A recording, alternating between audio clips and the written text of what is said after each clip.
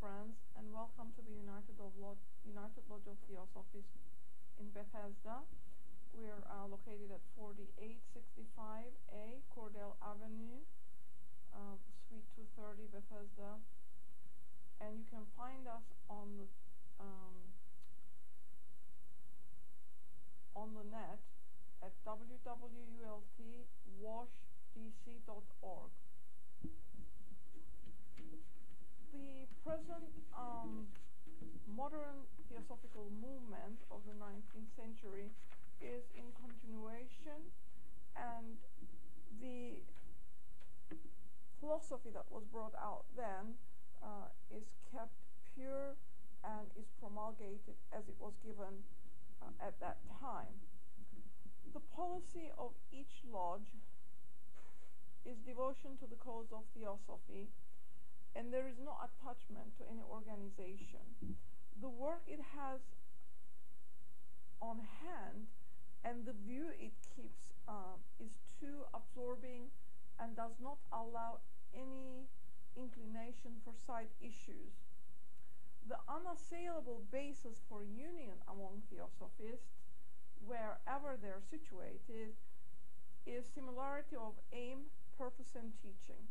And this is the bond that holds all of the students in one unity. And it regards as Theosophists all those who are engaged in the true service of humanity without distinction of race, creed, sex, condition, or organization. And it leaves to each associate as to how they wish to do this work on behalf of humanity, and the lodge is simply carried on by devoted students who give of their time, money, and effort. Today's reading comes from the Gita, where Krishna states, "Both I and thou have passed through many births, O harasser of thy foes. Mine are known unto me, but thou knowest not of thine.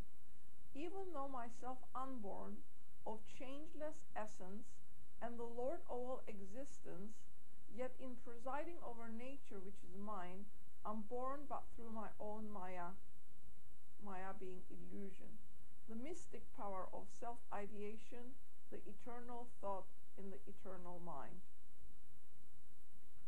I produce myself among creatures of son of Bharata, whenever there is a decline of virtue and an insurrection of vice and injustice in the world, and thus I incarnate from age to age for the preservation of the just, the destruction of the wicked, and the establishment of righteousness.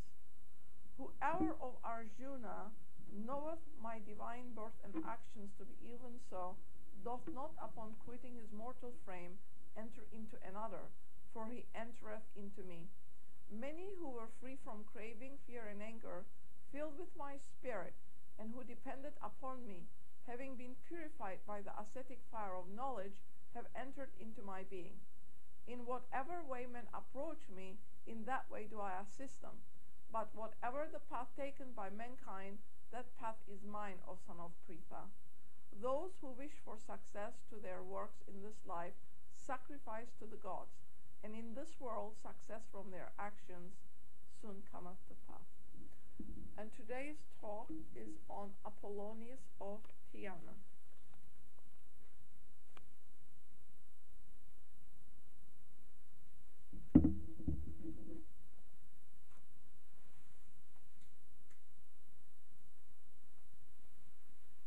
Friends, in the Key to Theosophy, top of page 24, HPB asks, when responding to an inquirer, "Where is an Apollonius of Tyana who healed the sick and raised the dead on any climate and circumstances?" She also refers to his greatness and the secret doctrine in her other writings. So who was this Apollonius of Tyana, and why has he been so belittled? And why do we in the West know so little about him? In our Great Theosophist series, we find that the great Theosophists of the 1st century BCE was Jesus Christ. The great Theosophist of the 1st century AD was Apollonius of Tyana. And this is a few pages from the Great Theosophist series, a source for today's talk. The lives of these two great men are strikingly similar in their aim, purpose, and teaching. Both were members of that great fraternity of perfected beings who stand behind the Theosophical Movement. The difference between Apollonius and Jesus are in their personal lives and the presentation of their philosophy. Jesus is not a historical character. The great historians of the first 2 centuries do not mention him. His parents were obscure and humble people. His friends and disciples were drawn from the poorer classes. Jesus focused his work on his own native Judea and Egypt. He left nothing in writing. The record of Jesus' life, most commonly accepted, is found in the 4 Gospels. But this record was not written by Jesus himself, nor by any of his immediate disciples. The Gospels were written long after the time of Jesus by some unknown persons who headed their narratives with the names of the apostles or of disciples associated at the time of Jesus. Apollonius of Tyana was a well-known historical figure. He belonged to a prominent and well-known family. Their ancestors had founded the city of Tyana, his family did, where he was born. Apollonius was a friend of kings and emperors. He was at one time the personal advisor of Emperor Vespasian, in case anybody wants to do any research. This student did have to look him up. I'll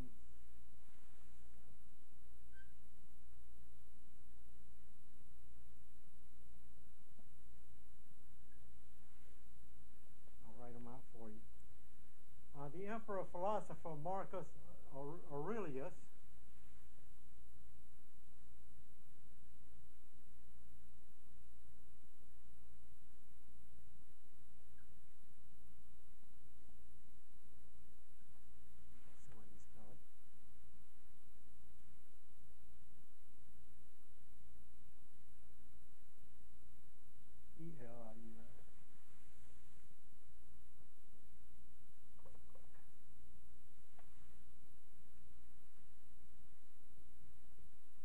Marcus Aurelius said that, "From Apollonius I have learned freedom of will and understanding, steadiness of purpose, and to look to nothing else, not even for a moment, except to reason."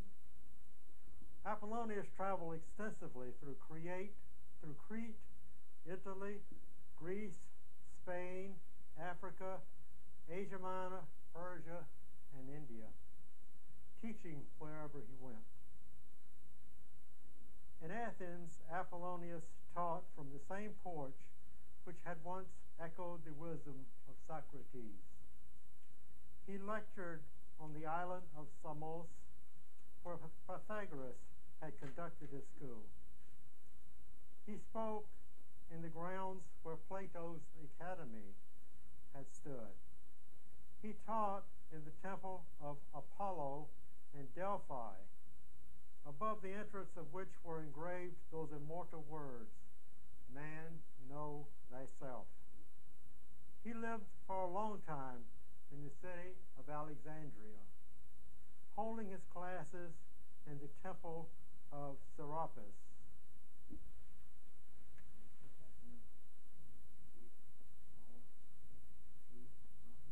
Very well known at that time. He celebrated the festival of Neith in the ancient city of Sais, where stood the ever-veiled statue of the goddess with its inscription, "I am all that has been, be, and my veil no mortal has withdrawn. And the travels of Apollonius were recorded and preserved. Apollonius was the author of considerable philosophical literature. His works were collected by the Emperor Hadrian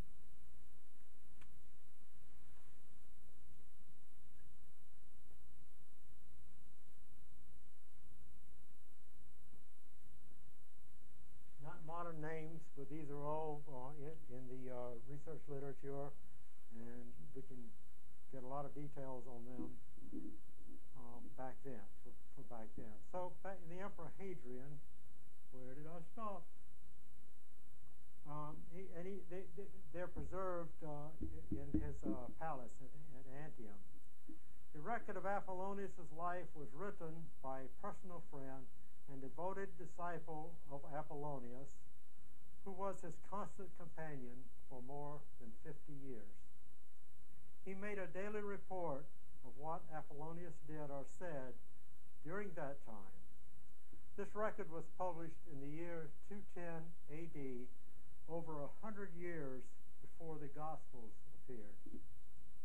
The compiler was Philostratus. His life of Philostratus and quite a bit of information about him.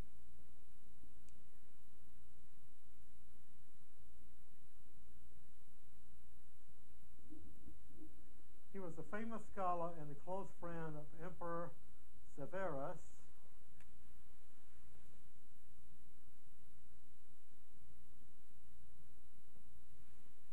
These are all historical personages.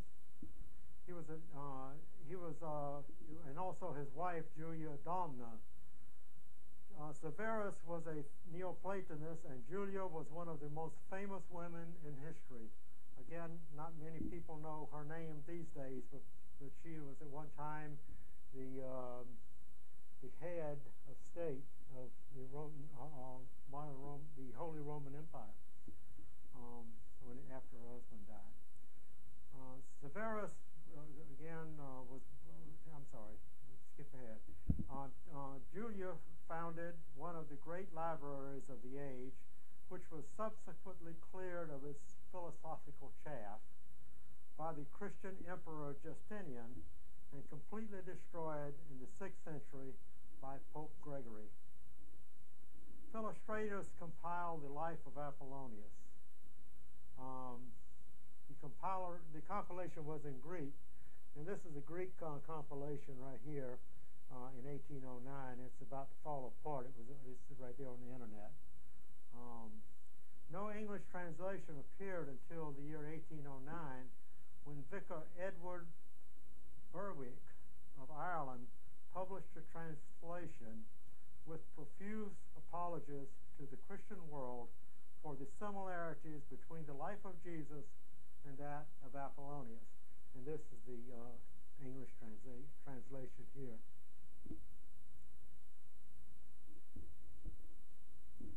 The church of the 2nd and 3rd centuries was basing its claims of Jesus' divinity upon the miracles that he was said to have performed, but Apollonius was performing the same miracles before their very eyes, and at the same time refusing to call them miracles, claiming them to be but expressions of natural law. When asked how miracles like resurrections were possible, Apollonius said, "There is no death of anything save in appearance. That which passes over from essence to nature seems to be birth, and what passes over from nature to essence seems to be death. Nothing really is originated, and nothing ever perishes, but only now comes into sight and now vanishes. It appears by reason of the density of matter and disappears by reason of the tenuity of essence, but it is always the same, differing only in motion and condition." We Westerners certainly would probably have trouble grasping that. takes a lot of thinking, but it makes a lot of sense. The miracles performed by Apollonius caused great consternation in the Christian church. Justin Martyr, an early Christian father, asked, "How is it that the talismans of Apollonius have power over certain members of creation, for they prevent, as we see, the fury of the waves, the violence of the winds, and the attacks of wild beasts? And whilst our Lord's miracles are preserved by tradition alone, those of Apollonius are most numerous, and actually manifested in present facts so as to lead astray all beholders." Sir Ralston Skinner believes that the similarity between the Jesus era and the Apollonius serves to explain why, this is a quote, serves to explain why the life of Apollonius of Tyana by Philostratus has been so carefully kept back from tradition and popular reading. He says that those who have studied this work in the original are forced to the conclusion that either the life of Apollonius has been taken from the New Testament or the New Testament from Philostratus' work. And the New Testament did not appear until 100 years after the publication of Philostratus' book. The reader is left to draw his own conclusions. That's what Ralston Skinner said. Philostratus says of Apollonius, this is a quote translated from the Greek, "Some consider him as one of the Magi, because he conversed with the Magi of Babylon and the Brahmins of India and the Theosophists of Egypt. But even his wisdom is reviled as being acquired by the magic art. So erroneous are the opinions formed of him. Whereas Empedocles and Pythagoras and Democritus, though they conversed with the same Magi and advanced many paradoxical sentiments, have not fallen into the like imputation as Apollonius. Even Plato, who traveled in Egypt and blended with his doctrines many opinions collected there from the priests and prophets, incurred not such a suspicion, though envied above all men on account of his superior wisdom. Apollonius was born in the year 1 AD in the Greek town of Tyana in Cappadocia, which is over in this area to Cappadocia here. It's modern-day Turkey. It is said that whilst his mother was of child with him, Proteus, the Egyptian god, appeared to her. The woman asked him what she should bring forth, to which he replied, "Thou shalt bring forth me." When the mother neared the time of her delivery, she was told to go to a certain meadow and gather flowers. When she approached the meadow, a flock of swans formed a circle around her, singing and clapping their wings. At the moment of Apollonius' birth, a thunderbolt came out of the sky, arose to heaven, and disappeared in the blue. Apollonius possessed great intelligence. At the age of 14, he was sent to the city of Tarsus, then a place of great learning and culture. At the age of 16, he adopted the Pythagorean discipline. From that time on, he ate no meat, drank no wine, wore clothes made entirely of plant fibers, and allowed his hair to grow long. 60s hippie. There he was initiated and learned the art of healing as Jesus had learned it. He took a vow of silence and never offered a word for 5 years. A great hippie. Apollonius taught in Antioch for many years. He maintained that the only good was moral excellence, the only true satisfaction, independence of external circumstances, and consequently held that wealth was an obstacle to the development of virtue. His teachings are founded on the idea that all are called to receive and practice truth. He spoke and acted as a reformer everywhere. He had no narrow notions of nationality, no local clique to serve. He came to no chosen people, but to all mankind. A young man named Demas attached himself to Apollonius.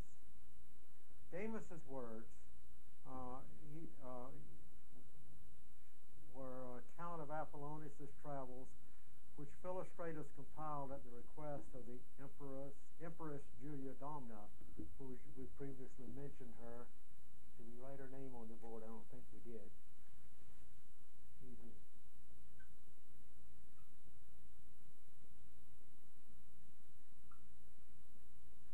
Again, one of the most famous women in history.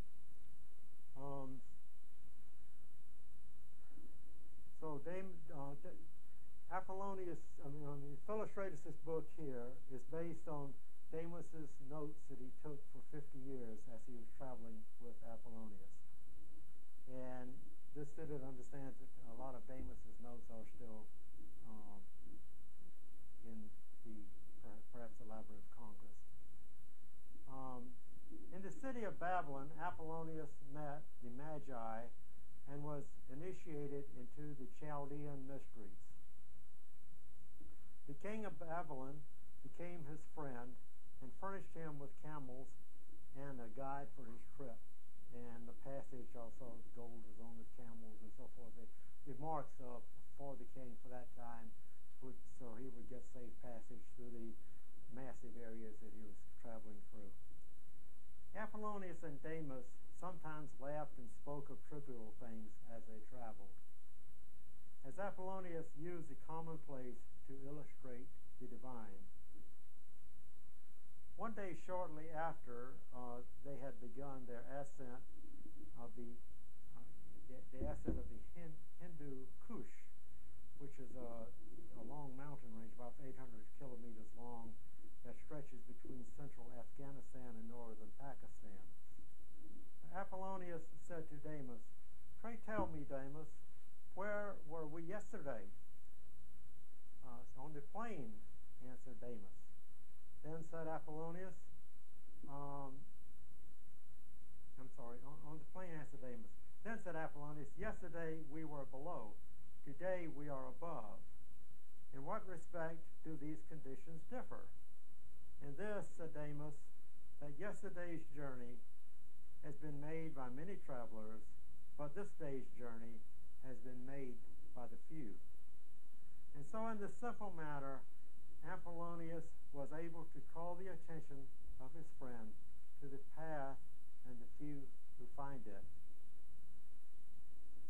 Speaking of the art of painting, Apollonius told Demas how the mind itself paints indelible pictures on the astral light. Apollonius found the king of Taxila, which is in Pakistan, modern-day Pakistan, a philosopher and a disciple of the very Mahatmas he was seeking. The king coached him on the necessary requirements for one who wished to study with the masters. So when Apollonius and Demas took their departure, they carried with them a letter from the king of Taxila to the sages of Kashmir, which read, "King Phroates is his name, the king's name, to Earchus, his master, and to the wise men with him helped.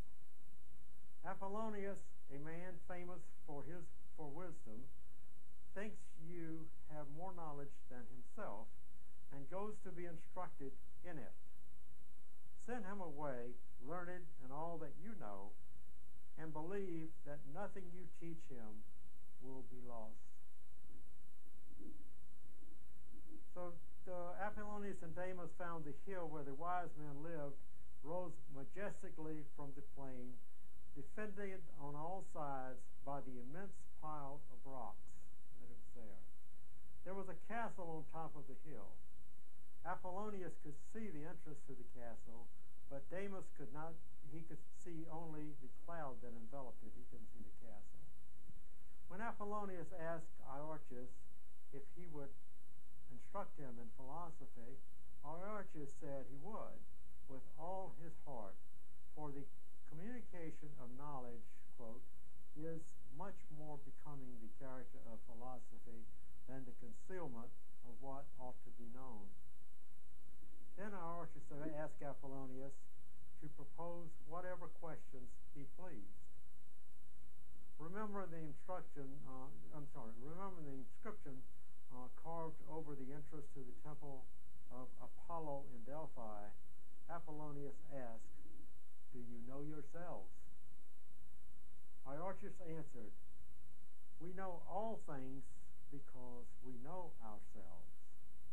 For there is not one among us who would have been admitted to the study of philosophy had he not had that previous knowledge."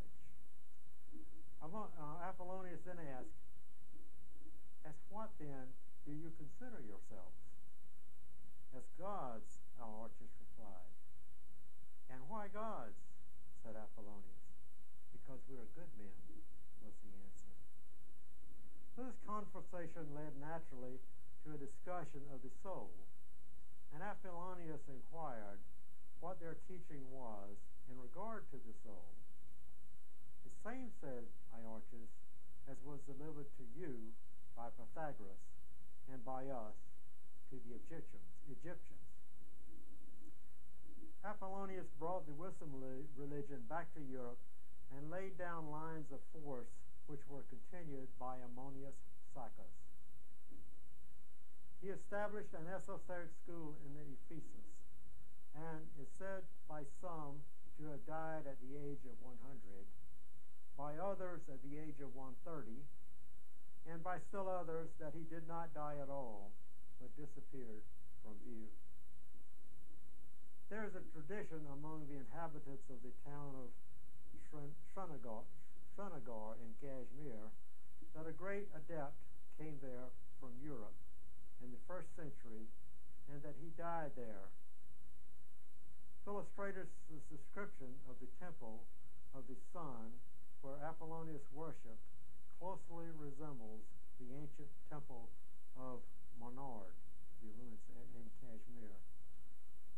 In Tibet are those who also tell about the great European adept who taught in Europe during the 1st century when he passed through Tibet and then came back, quote, home when his work was done. And also from the great Theosophy series, just one more quote, and then we'll open it for discussion. This is between Lysias, who was a well-known orator in Athens at the time, and Apollonius Psychos. Lysias: "Has Apollonius' work prospered in Egypt, Apollonius? I hear from Rome that Justin is trying to belittle it." Apollonius responds, "That is true. The Christians are making a sad mistake by claiming that their religion is unique, when all the world knows otherwise. Here in Alexandria, Basilides and Valentius have been working for years trying to prove that Jesus' teachings are but restatements of the ancient doctrines. But, as thou knowest, their work is being undermined by Justin and Irenaeus, who seem to have forgotten that Jesus himself was a student of the ancient Gnostic doctrines, and that his purpose, therefore, was to bring them to light again. Why do the Christians not realize that all religions have sprung from a common source? That is our work, friend Lysias, and we will need all the help that thou canst render.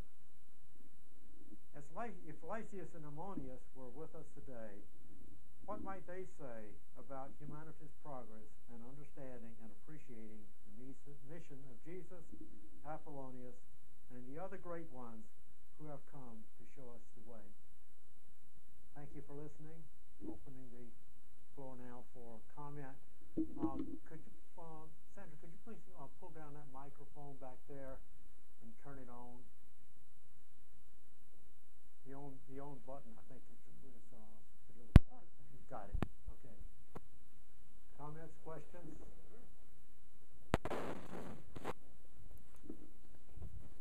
I've seen the idea before that the historical Jesus might have esoterically been a pagan sun god presented, and I think it could potentially be convincing. And the idea that he was fulfilling astrological prophecy at some point where the sun was said to eventually dethrone Jupiter, who would be Zeus or the Old Testament god, which might have been keeping human souls trapped in an incarnation cycle. What I'm wondering is, as a human being, what does that knowledge give to us if we seek to fulfill a human future and human progress rather than slipping into a pagan future, which we think would be marked regression?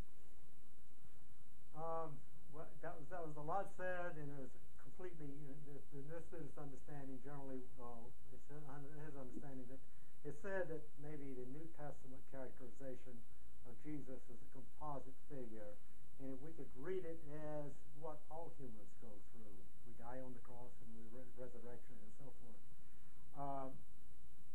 That said, HPB said that actually there was a historical character that lived at the time that Jesus was said to have lived, approximately 100 BC. His name was Joshua ben Pandira, and we have discussions on that, fuller discussions as to who Jesus was, what his mission was. But today's talk was primarily on Apollonius. But Jesus, this student understands this, did walk maybe perhaps in a different name in the BC period. But the idea that it lays out when you're contrasting his life with the life of other great ones is putting us on a better path in this student's opinion, because it shows that all of us have the potential for greatness that we deny every day in the West. By focusing on one person is the only perfected being that ever walked on this earth, and it keeps Jesus in chains according to the secret doctrine, because he came to fulfill the law of the prophets, to lay this ancient wisdom out before us, to help us along that path, and that message has been turned into what it is today. Does that sort of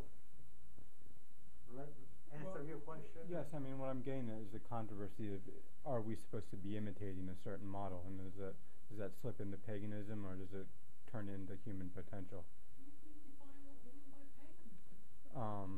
Well, I think sometimes it's used simply to address making something, which I don't necessarily have a problem with, and sometimes it implies the law of sacrifice, which I'm more concerned about.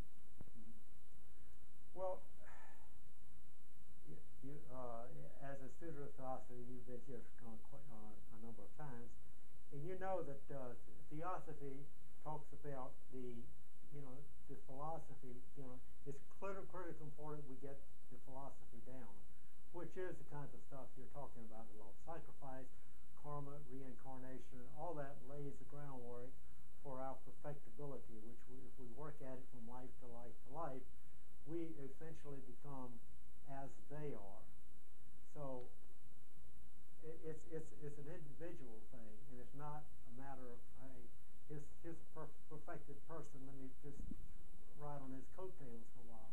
that perfected person can help you a lot, you know, in showing you and pointing out the way to you, like Jesus, like Apollonius, and the rest of them. But it's something that we have to take ownership of, according to Theosophical teachings. So by having that model, yes, it's helpful, as long as we don't say, okay, let me just lay myself at this person's feet, if you will, and expect to be dragged along on his coattails, because that's not going to happen.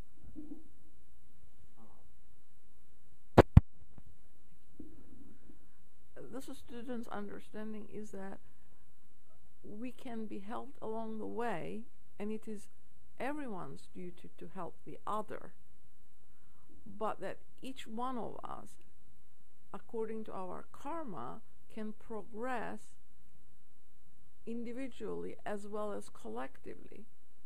And we're told that those who are obtuse cannot be expected to do this, because laziness doesn't come into it. A lot of work, a lot of effort, a lot of understanding comes into it. Exactly. So this student, you just expanded on what the student was trying to say. So that's exactly it. And the idea, I mean, these great ones, they come with that knowledge and understanding and so forth. You know, and they are tempted just like we're tempted. And that's the reason why they come in the flesh and say, hey, we've got our trials and tribulations just like you do. You know, and we've developed this discrimination that you have to develop by your own self-induced and self-devised methods.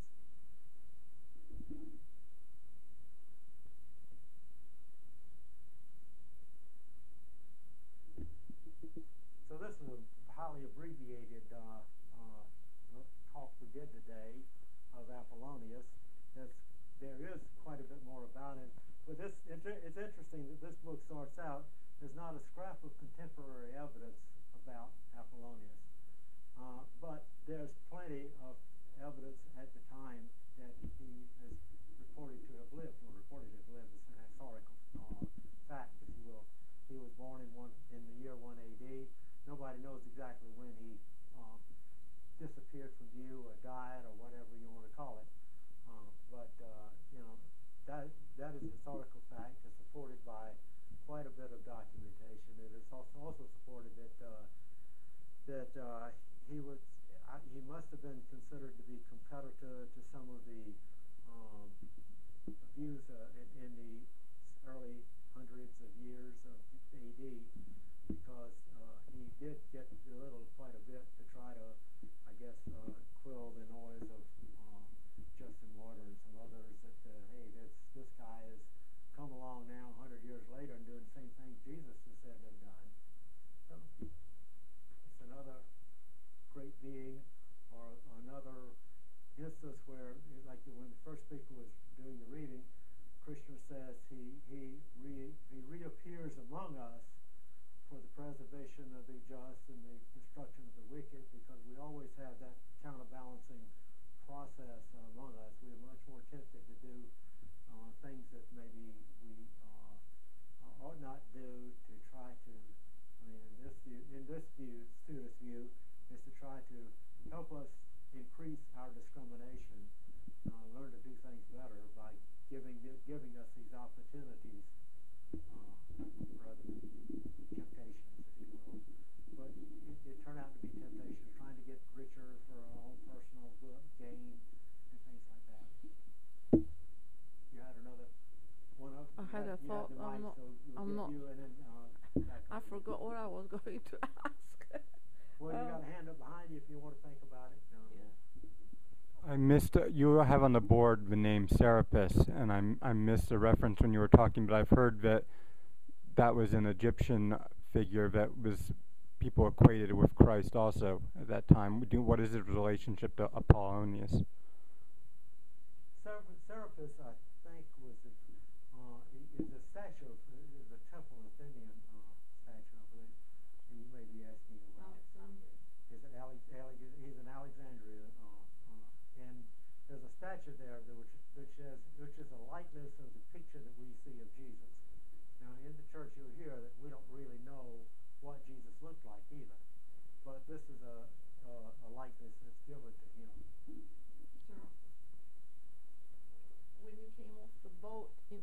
Alexandria, the first thing you saw was the temple of Serapis, and that's his figure that is given to Jesus today.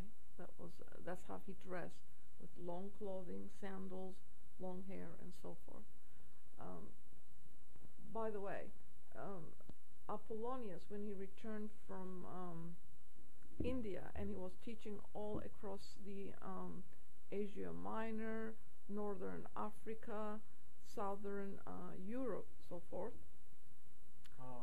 had separated himself somewhere along there from Damis. After 50 years, they separated. 50 years, yeah. Right. And he told Damis that if he ever needed him, to let him know, and he would be there for him. Yeah. So yeah, this is Mark's. That's the Roman Empire. Holy Roman, the Roman Empire at the time, and yeah, North Africa and all this. This is Apollonius had traveled all this area. There. Plus, he'd gone further out to Tibet. India. Yeah. He did not go to China, and the other one is England, I believe, in his travels. Those countries he did not visit. But what we need to remember that the personality of Jesus Christ, which is Ben Pandira and Apollonius of Tyana, all belong to the same root, meaning the same brotherhood. Exactly. They're not separate. They come to represent the philosophy in a particular way, for a particular group of people, for a particular area. If you look at Jesus' life, he only traveled between Judea and Alexandria, Egypt, whereas Apollonius of Tyana was a world traveler. He taught everywhere. He started sanctuaries and inner studies at every place he went to. He started the mystery schools wherever he went. And remembering that there's an inner circle to it and an external circle to that, the mysteries were very important because it cultivated those who were ready to be cultivated. By enactment, the philosophy presented to us in the Secret Doctrine and Isis Unveiled were given to the initiates in those temples at that time. Yes. Well, we're talking about these great beings coming at certain times, and when you get to be a perfected being, I don't think any of us have any inkling as to who is more important than the other, but we get hung up, and especially in the conservative Christian sense. I understand what you're saying. These great beings come at these particular times to minister to, whether it be locality. In the case of Jesus, he came. They're saying it's said that he came to the Jews for whatever reason. Apollonius came to the world. So that's I think what you were saying, the guy, that he came to the world, and he established his centers all over as he came. He was a forerunner, or a continuation of the modern Theosophical Movement. The ancient wisdom, the representative on the scene at the time. So in your view, if we study the Secret Doctrine and so forth, we're just studying a continuation of what he established and really what Jesus established too. So in your view, the idea of Jesus exoterically being sent for the Hebrews and Apollonius being sent for the world esoterically, you don't think it's reconcilable that they could be the same figure? Of course, they're from the same source. They're from that same great fraternity. Their personalities are not the same. That's what we get hung up on account of Gospels, and that's not where it's at. Their personalities aren't the same on account of the Gospels. Well, they're not the. Each individual, as when they appear on this earth, we look a little different, and so on and so forth. But they come from the same philosophical basis, from the same great fraternity. Their mission was essentially the same.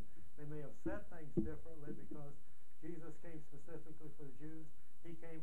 Apollonius came for the world, and they may have had different philosophical approaches for whatever reason they had.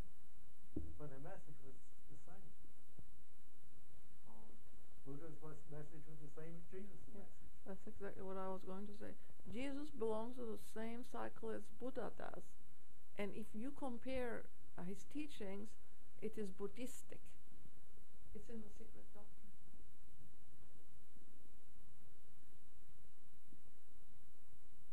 Any more comments? Questions? Okay. We do have a few more minutes, but we can close now and enjoy a little refreshments over here, too. So we'll do that. Looks like we I would like to make another comment. Okay. The original book of Philostratus about the Apollonius of Tyana that was written in Greek, that there is one copy of that book, and it is in Library of Congress. The other one, Berwick's book, is online. And this student read the introductory, and I was completely shocked at the insinuation that he's apologizing to the world, but he's of the opinion that Apollonius of Tyana is an impostor, because he says that Philostratus did not start his book with the intention of writing the history of our Savior, meaning Jesus Christ. So when you read these books, you need to have an open mind about the reality of what is being said, because during those first couple centuries, the Orthodox fathers were the ones that were trying to squash the Gnostics out of existence, which they did, because the Gnostic fathers would not argue. The inner circle never argues. They simply left. And so the Gnostic knowledge disappeared from the surface of the universe during the 4th century, but it was squashed by the Orthodox fathers. Whether they understood the philosophy or not, this student does not know, because if they understood it, it would give validity to Jesus Christ's life, not otherwise. Instead, they anthropomorphized it, they carnalized it, and then they sold it to the humanity. I think he just gave the basis of why HPB said that followers of Jesus have put him in chains, and now he's got to come back to get out of those chains. Because go ahead. No, we have to release him. We have to release him. We have to release him. We have to understand that he is one of the brotherhood. He's an initiate. He came to the world to show the way. He didn't come to say to the universe, follow me. He said, follow your own path in this way. Instead, we boxed him, we carnalized him, and made him human like ourselves, because our minds could not expand to the consciousness of these great beings. And so we chain them, and then we kill them too, supposedly. And the same thing applies to closer to you now. The same thing applies to HPB. Even when she came, the same exact thing happened to her.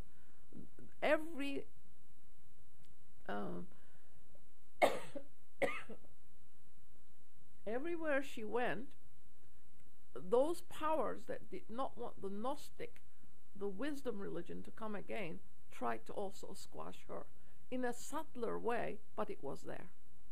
So we can't say that this happened 1,000 years ago and it doesn't happen today, because it does. It happened in the 1800s. It happened as recently as 1900s too. I don't know why it wouldn't necessarily be seen as historical Christianity as an attempt to wean many Europeans off of barbarism. There wasn't no barbarism. Well, the actually, Gnostics are more cultivated than we are. if we look at this guy they claimed that the rest of the world was barbarous, but where were all the centers of learning? They were in the Middle East. They weren't in Europe. Not when we have somebody like this Pope Gregory, who was proud of his ignorance and tried to keep the whole of Europe in ignorance. And we are basically offspring of the European population. So it caused a lot of heartache I'm misinterpreting all this. And the guy that wrote this book, I mean, you were talking about him. Of course, he's going to follow. He's a vicar. He's part of the church, and he did provide a service by doing the translations. But he in the end, in this student's view, had to put the church spin on the thing. So that's what he did. He apologized to the Christians because it looked so close to what the Bible says Jesus' life was about. There was no darkness.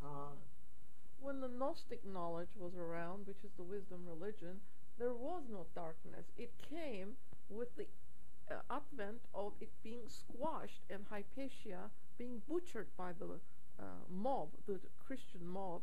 They tore her limb by limb. She was the last representative of the Neoplatonic school, and which so it just disappeared. Started. Yeah. Okay, looks like our time is just about up, so we will call it quits for the day. Next week's talk is on, and while we're getting that, our Philadelphia Lodge is going to have a special meeting, a symposium, on May 3 in the lodge there. It'll starting at 11. I think it goes to 4. They're in the process now of developing the program for that meeting.